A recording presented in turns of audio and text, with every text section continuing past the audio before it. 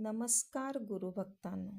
श्री गुरुचरित्र कथासारमधील अध्याय 31 ऐकल्याने व वाचल्याने पती पत्नीमधील प्रेम समजूतदारपणा वाढेल, मतभेद कमी होऊन संसार सुखाचा होईल. दत्तगुरूंचा महिमा म्हणजे संकटात आधार, दुःखात धीर आणि भक्तीमध्ये समाधान देणारा आहे. दत्तगुरूंच्या नामस्मरणाने जीवन सुखी होते. तर ऐका पतिव्रतेचा आचारधर्म. श्री गणेशाय नमः. सिद्ध म्हणाला, नामधारका, त्या तपस्वी साधूने शोक करणाऱ्या ब्राह्मणीचे सांत्वन केले. त्यानंतर पती हयात असताना व तो मृत झाल्यावर स्त्रियांचे आचरण कसे असावे ते सांगणारे व धर्मशास्त्रानुसार पुरातन काळापासून चालत आलेले नियम कथन केले. तो म्हणाला, मुली, स्कंद पुराणातील काशीखंडात एक पुरातन कथा आहे. त्या काळी महामुनी अगस्ती काशी क्षेत्री राहत होते. लोपामुद्रा ही त्यांची पत्नी. ती महाज्ञानी व महापतिव्रता होती. विंध्य पर्वत हा त्यांचा शिष्य. एके दिवशी ब्रह्मर्षी नारद त्याच्यापाशी गेले. त्यांनी त्याच्या वृक्षवल्लरींनी सुशोभित मनोहर स्वरूपाची मनपूर्वक प्रशंसा केली व म्हणाले, हे विंध्या, तू सर्वार्थाने देखणा आहेस, पण मेरू एवढी उंची नसल्यामुळे तुझ्या अस्तित्वाचा प्रभाव पडत नाही. नारदांनी त्याच्या अहंकाराला डिवचले होते. त्यांचे बोलणे ऐकून विंध्यचलाला राग आला. त्याने आपली उंची इतकी वाढविली की त्यामुळे सूर्याचा मार्गच अडला. दक्षिणेकडे सूर्याची किरणे पडेनात. यज्ञादी धर्मकार्ये बंद पडली. ऋषींनी इंद्राकडे गाऱ्हाणे नेले. ते ऐकून देवही चिंतेत पडले. सर्वांनी ब्रह्मदेवाची भेट घेतली. त्यांना विंध्याचलाचा प्रताप सांगितला. ब्रह्मदेव म्हणाला, अगस्ती हे विंध्याचलाचे गुरु आहेत. तुम्ही काशी क्षेत्री जाऊन त्यांची भेट घ्या. दक्षिणेकडील परिस्थिती सुधारण्यासाठी त्यांना तेथे पाठवा. त्यांना पाहून विंध्याचल विनम्रतेने नमस्कार करील. तेव्हा अगस्ती त्याला आज्ञा देईल. मी परत येईपर्यंत तू असाच राहा. उठून उभा राहू नकोस. या उपायानेच विंध्याचलाची उंची रोखता येईल. ब्रह्मदेवाच्या सूचनेनुसार इंद्रादिक देव, बृहस्पती आणि सर्व ऋषी अगस्तींना भेटावयास गेले. अगस्तींनी त्या सर्वांचे उत्तम आदरातिथ्य केले. देवांनी अगस्तींचे व लोपामुद्रेची स्तुती केली. बृहस्पतींनी प्राचीन काळापासून प्रसिद्ध असलेल्या पतिव्रतांमध्ये लोपामुद्रा आचारधर्मात कसे श्रेष्ठ आहे ते उपस्थितांना सांगितले.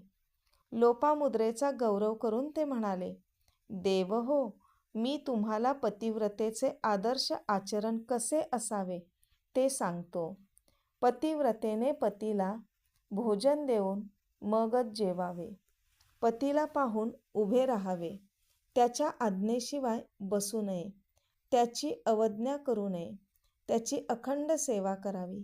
अतिथीची पूजा करावी. पतीला विचारल्याशिवाय दानधर्म करू नये. त्याला श्रीहरीस समजावे. पती निजल्यावरच आपण निजावे. आपली वस्त्रे दूर ठेवावीत. पतीचा स्पर्श होईल अशा ठिकाणी ठेवू नयेत. त्याला नावाने हाक मारू नये. सकाळी त्याच्या आधी उठावे. सडा संमार्जन करावे. स्नान केल्यावर पतीला नमस्कार करावा. शंकर समजून त्याची पूजा करावी.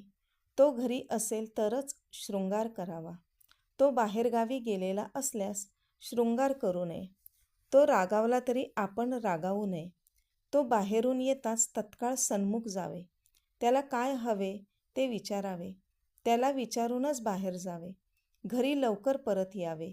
घर स्वच्छ ठेवावे. पतीला आनंद वाटेल असेच वर्तन ठेवावे. व्रते, उपवास या गोष्टी त्याला विचारूनच कराव्यात.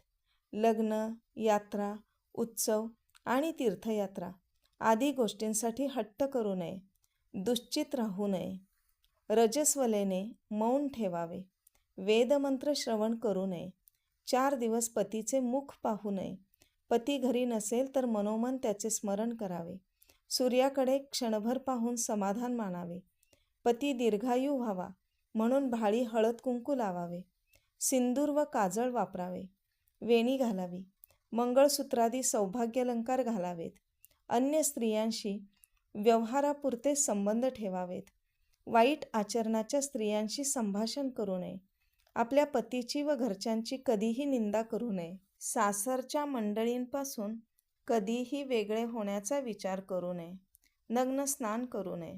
उखळ, मुसळ, पाटा, जाते व उंबरठा यावर बसू नये. घरातील वडीलधाऱ्यांसमोर बसू नये. पतीशी भांडणतंटा करू नये. त्याच्या मनात उद्वेग निर्माण होईल असे काहीही करू नये. तो अभागी, आजारी कसाही असला तरी त्याला देव मानावा. त्याच्या आवडीनुसार लेणी लुगडी द्यावी. एखादी वस्तू हवी असल्यास पतीकडे स्वतः मागू नये. आपली मागणी मुलाकडून किंवा मुलीकडून सांगावी. पतीची जेवढी मिळकत असेल त्यातच समाधान मानावे.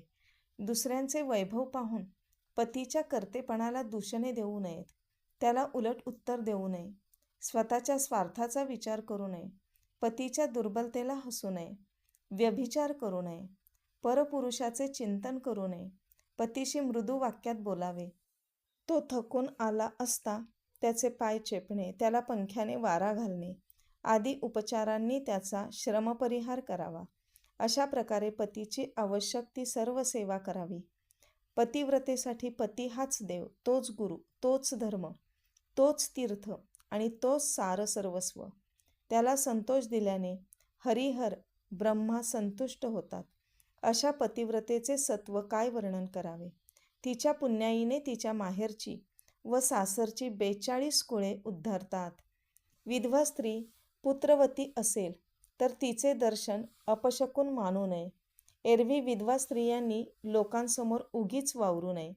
पतीच्या निधनानंतर पत्नीने सहगमन करणे हा पतिव्रतेचा सर्वात मोठा धर्म आहे. अशी स्त्री आपल्या पुण्याईने पतीसह स्वर्गलोकी जाते. देवांगना तिचा सन्मान करतात. यमदूत तिच्या सन्मुख कधीच येत नाहीत. अशी पतिव्रता स्त्री लाभणे हे पुरुषाचे महद्भाग्य. तो खरोखरच दैववान. त्याला 4 पुरुषार्थ प्राप्त होतात. तिच्या संगतीने त्याला सौख्य, शांती व समाधान लाभते. ज्याला अशी पत्नी लाभत नाही त्याच्या हातून पुण्यकर्मे घडत नाहीत. त्याचे घर अरण्यासमान होय. त्याला इहलोकी सुख नाही, परलोकी उत्तम गती नाही. असा गृहस्थ कर्महीन होतो. त्याच्याकडून देवकार्य, पितृकार्य घडत नाही. पतिव्रतेच्या दर्शनाने महापापीही पावन होतात. तिच्या पुण्याईने कुळाला बहुमान मिळतो. पतीला सद्गती लाभते. आपल्याला अध्याय आवडला आहे तर व्हिडिओला लाईक करा व चॅनलला सबस्क्राईब करा आणि ऐका पुढील अध्याय. दत्तगुरूंच्या कृपेने तुमच्या सर्व मनोकामना पूर्ण होत. श्री गुरुदेव दत्त.